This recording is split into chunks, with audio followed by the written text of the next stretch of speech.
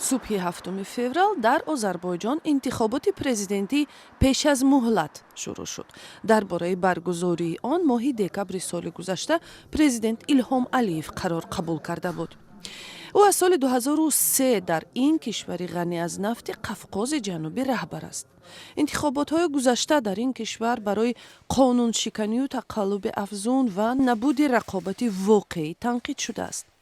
در زمان رهبری ایلهام علیف که حالا 62 ساله است، همه گونه فعالیت‌های سیاسی و حقوق انسان سرکوب شد و مخالفان پشت پنجره رفتند.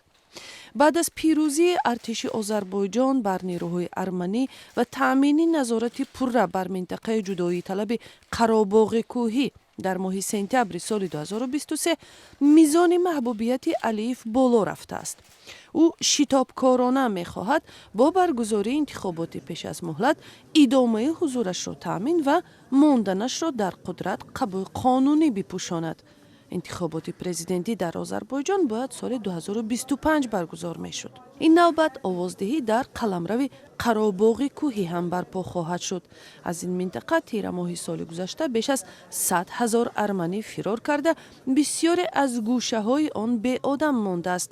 بسیاری از رهبران سابق قره‌باغ کوهی از جانب مقامات آذربایجان حبس شده اند.